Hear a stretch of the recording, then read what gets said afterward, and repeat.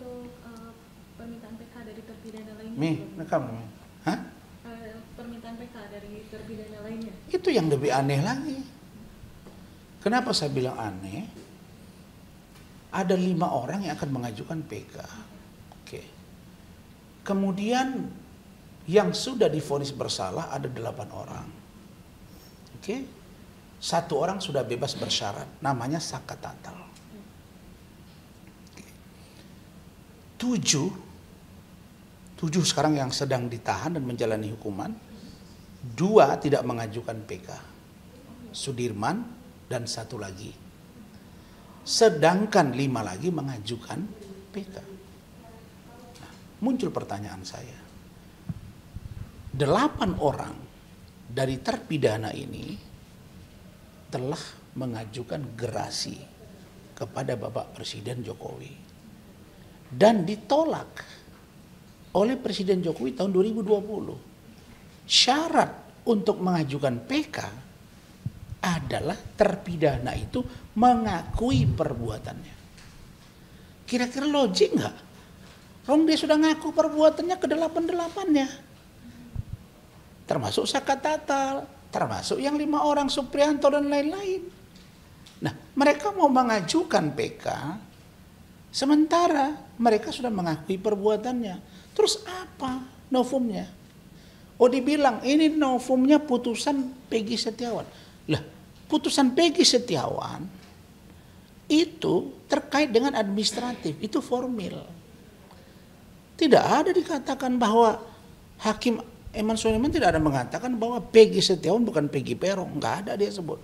Dia nggak sebut ini salah tangkap, nggak ada. Nah, jadi apa yang disampaikan oleh 5 orang, terus 1 orang, ya, yang akan mengajukan PK, 1 sudah mengajukan PK, Saudara Saka Tatal. Nah, ini menurut saya tidak berdasar. Kenapa? Kalau ini diputus nanti oleh hakim, tahu-tahu dikabulkan, ini tambah runyam kita. Saya nggak tahu lagi nanti hukum ini tegakkan kayak apa gitu. Karena yang memutus 8 orang hakim itu tetap itu hakim juga kan, 2016. Majelis hakim lagi. Nah, berikutnya saya ingin katakan 5, ya, tadi kan ada Saka Tatal, 8 itu sudah mengajukan gerasi, ditolak. Sekarang Saka Tatal mengajukan PK, tambah 5. Nah, yang 5 ini yang dipegang oleh DPN Pradi di bawah pimpinan Pak Oto Hasibuan itu sudah mengajukan pra peradilan tahun 2017 Januari. Dan itu ditolak. Lah, dia sudah ditolak, tersangkanya ditolak kalau dia ditangkap, kalau dia ditahan sudah ditolak. Artinya sudah berjalan sesuai dengan konstruksi hukum yang sebenarnya. Ini menjadi dasar yang kuat menurut saya untuk ditolak PK-nya. Tapi kalau hakim membuat putusan yang berbeda lagi dengan putusan sebelumnya, wah, saya udah nggak ngerti lagi apa ini akan jadi barbar. Karena akan beresiko. Ini bukan persoalan saya benci kepada 8 orang saya nggak kenal kok. Saya nggak ada urusan dengan yang namanya Peggy Setiawan, saya nggak kenal dia. Dan saya nggak ada urusan dengan yang namanya Aep. Saya nggak ada urusan dengan yang namanya Sudirman. Saya juga nggak ada urusan dengan Saka Tatal. Ya dong. Tapi yang berurusan dengan saya adalah ketika saya sebagai warga negara yang kebetulan Allah ya memberi ilmu ke saya sedikit tentang ilmu hukum. Saya pernah menjadi seorang politisi dan sekarang akademisi juga. Tentu dong saya dalami.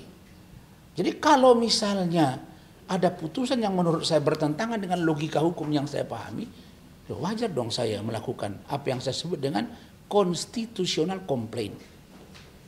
Saya melakukan protes komplain secara konstitusi, bukan barbar. Tidak menggunakan buzzer-buzzer, tidak menggunakan netizen untuk maki-maki orang. Tidak. Jadi kalau saya itu, contoh, ketika pengacara atau kuasa hukum Peggy Setiawan mengajukan pra peradilan, sebelum sidang dimulai, pengacaranya Peggy Setiawan itu datang ke Komisi Yudisial. Minta supaya Komisi Yudisial memantau, mengamati, melihat secara serius proses pra-peradilan. Artinya mereka takut bahwa putusan itu jangan sampai salah. Bisa jadi mereka juga berpikir bahwa hakim-hakim yang lain mungkin tidak bagus. Itu terbukti dari kata-kata pengacaranya. Pengacaranya mengatakan ini sudah seperti dewa yang turun ke bumi. Kan begitu. Berarti hakim-hakim yang lain goblok, bodoh, jahat. Kan enggak juga. Banyak yang baik juga kan. Nah, jadi saya melihat bahwa apa yang diputuskan oleh Hakim Eman Sulaiman ini menimbulkan perspektif hukum yang baru. Apakah seseorang hakim yang memutus perkara, ingat ya, ini hakim tunggal. Hakim tunggal. Jadi dia betul-betul powerful. Betul-betul dia diberi kewenangan penuh. Kenapa? Karena memang pra-peradilan itu kulitnya gitu. Tidak pada substansinya, tidak pada pokok perkara. Kalau itu ada majelis hakim 3, saya yakin ada dissenting opinion. Ini bagaimana mau dissenting opinion, pendapat berbeda, tidak ada. Jadi ini yang menurut saya perlu dicermati. Maka untuk menguji putusan itu, apa salahnya? Mereka kan kemarin curiga misalnya hakim nanti tidak netral. Mereka datang ke KY, lah saya keluar putusan saya uji. Boleh dong. Gimana kira-kira menurut para pimpinan dan komisioner Komisi Yudisial dan Badan Pengawas Mahkamah Agung terkait putusan ini? Etiknya, materi putusannya, silakan dikaji. Lah saya kan bukan memfitnah, saya menguji. Tapi kalau saya katakan hakim ini menerima suap untuk mengabulkan, itu lain cerita. Ini kan saya menguji pendapat hukum saya sebagai seorang penegak hukum. Saya tuangkan dalam bentuk pengaduan saya untuk diuji putusan ini. Putusan ini sudah sesuai atau tidak dari perspektif tugas dan kewenangan Komisi Yudisial dan Badan Pengawas Mahkamah Agung. Iya dong. Putusan itu termasuk etika. Etik itu jangan dikira hanya perilaku doang. Etik itu melekat dengan putusan, dengan mindset, attitude. Saya kasih contoh. Ferdy Sambo, dia dikenakan 2. 1 pidana, yang kedua etika. Melanggar etik. Dia melanggar etik sebagai seorang polisi, membunuh. Dia tidak bisa menahan emosinya, sehingga dia melanggar. Karena dia penegak hukum, terus dia langgar itu. Kan lebih berat, penegak hukum melanggar hukum, selalu hukumannya lebih berat. Itu etik kan? Apa itu?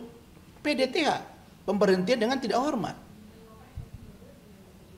Terus itu aspek apa? Itu aspek etik. Tapi aspek pidana, dia dihukum seumur hidup. Kemarin hukuman mati, sekarang seumur hidup. Lah, logika ini yang harus dibangun. Jadi jangan karena suara netizen, terus kita langsung berpikir, oh ini sudah benar. Gitu. Itu.